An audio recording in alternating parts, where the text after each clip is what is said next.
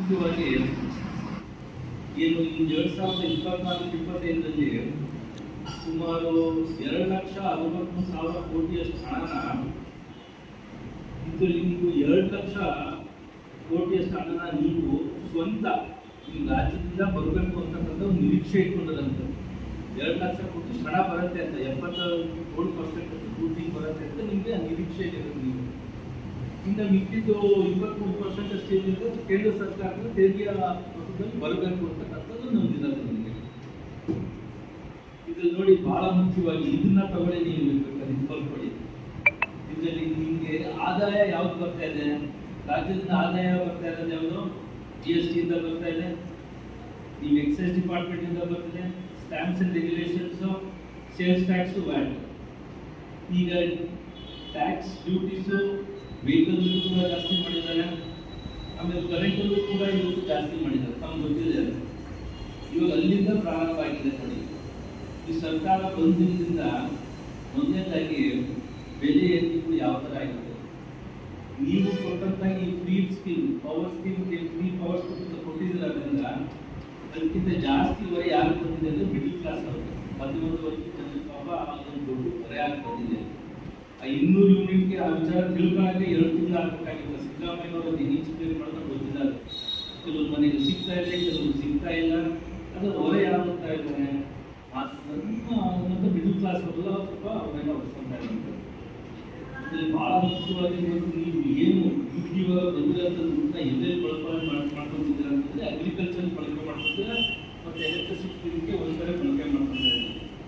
ಅದು ನೀವು ರಾಜ್ಯದಲ್ಲಿ ಸ್ಪೆಷಲಿ ಭಾಳ ಮುಖ್ಯವಾಗಿ ಎಜುಕೇಷನ್ ಡಿಪಾರ್ಟ್ಮೆಂಟ್ ಅಂತ ಏನು ತಗೊಂಡಿದ್ದಾರೆ, ಅದು ಬೇರೆ ರಾಜ್ಯಕ್ಕಿಂತ ಹೋಲಿಸಿದ್ರೆ ನಮ್ಮ ರಾಜ್ಯ ಸುಮಾರು 11.9% ದುಡ್ಡನ್ನ ಅದಕ್ಕೆ ಮಾತ್ರ ಇದ್ದಾರೆ. ಬೇರೆ ರಾಜ್ಯದಲ್ಲಿ ಎಲ್ಲ 14% ಇದ್ದರೆ ನಾವು ಬರೀ 11% ಮಾತ್ರ ಇದ್ದೀವಿ. ಎಲ್ಲವೂ ಕಡಿಮೆ ಆಗಿದೆ. ಅದ್ರ ಜೊತೆಗೆ ರೂರಲ್ ಡೆವಲಪ್ಮೆಂಟ್ ಮಾಡಿ, ರೂರಲ್ ಡೆವಲಪ್ಮೆಂಟ್ಗೂ ಕೂಡ ಅಷ್ಟೇ 3% ಅಷ್ಟೇ. ಟೋಟಲ್ ಎಕ್ಸ್ಪೆಂಡಿಚರ್ ಬರೀ 3% ಮಾತ್ರ ಬಳಕೆ ಮಾಡ್ಕೊತಾ ಇದ್ದೀರಾ. ಬೇರೆ ರಾಜ್ಯದಲ್ಲಿ 5% ಬಳಕೆ ಮಾಡ್ಕೊತಾ ಇದ್ದಾರೆ. ದುಡ್ಡೆಲ್ಲ ಎಲ್ಲಿ ಹೋಗ್ತಾ ಇದೆ ಈಗ? ಈಗ 53,000 ಕೋಟಿ ಏನು ಈ ಭಾಗ್ಯ ಯೋಜನೆಗಳಿಗೆಲ್ಲ ಕೊಟ್ಟಿದ್ರಲ್ಲ, ಇದಕ್ಕೆ ದುಡ್ಡು ಬಳಕೆ ಆಗ್ತಾ ಇರತಕ್ಕಂಥದ್ದು.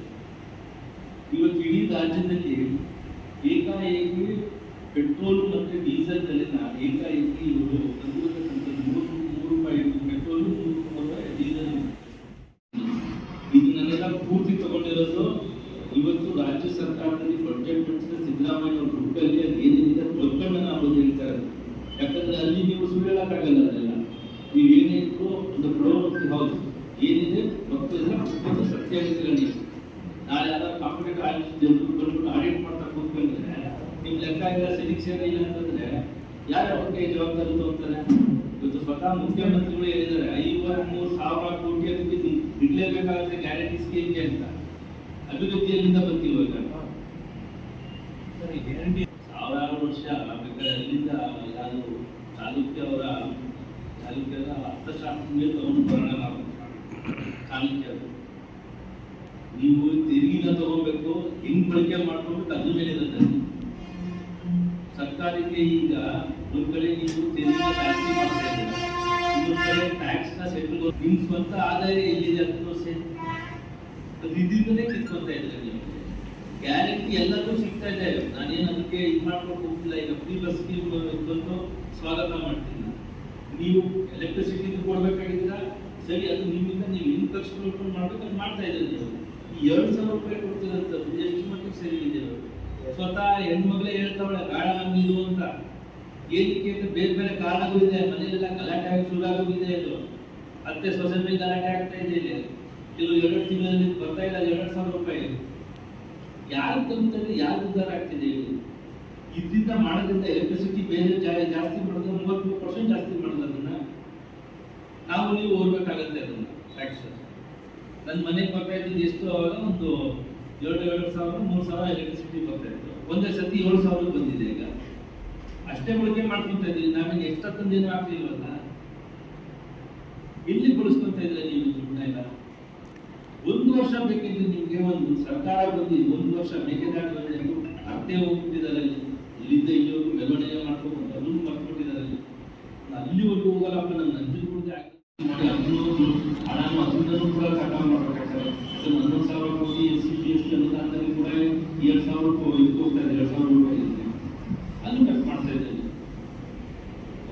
ಶಾಲೆಗಳಿಲ್ಲ, ಹಾಸ್ಪಿಟಲ್ಗಳು ತೆಗಿಯಕ್ಕೆ ಆಗ್ತಿಲ್ಲ ನಿಮ್ಮ ಕೈಯಲ್ಲಿ. ಒಂದು ಹೊಸ ಬೋರ್ಡ್ಗಳು ಬುದ್ಧಿ ಪೂಜೆ ಬಿಟ್ಟು ಹೊರಟೆ ಒಂದು ವರ್ಷ ಆಗೋಗ್ಬಿಟ್ಟಿದೆ ನಂಜನಗೂಡಲ್ಲಿ. ನಾವು ಮಾಡಿದ ಪೂಜೆಗೆ ಮತ್ತೆ ಒಂದು ಇಟ್ಕೊಂಡು ಮತ್ತೆ ಪೂಜೆ ಮಾಡಿಸೋದು, ಅದೇ ನಡೀತಾ ಇರೋದು ಅಷ್ಟು, ಬೇರೆದೇನೂ ಆಗಿಲ್ಲ ಇದು.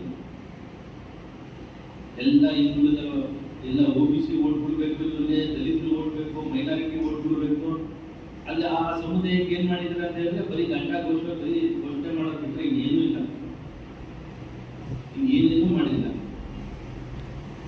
ಹಾಗಾಗಿ ಇವತ್ತು ನಾನು ಶುಕ್ರವಾರ ಏನೊಂದು ನಮ್ಮ ಪಕ್ಷದ ವತಿಯಿಂದ ರಸ್ತೆ ನದಿ ರಾಜ್ಯ ಸರ್ಕಾರಕ್ಕೆ ಸಂದೇಶ ರವಾನೆ ಮಾಡಬೇಕು. ಬೆಲೆ ಏರಿಕೆ ಜೊತೆಗೆ ಇದೆಲ್ಲ ನೀವು ಕೂಡಲೇ ವಾಪಸ್ ತಗೋಬೇಕು. ಇದನ್ನ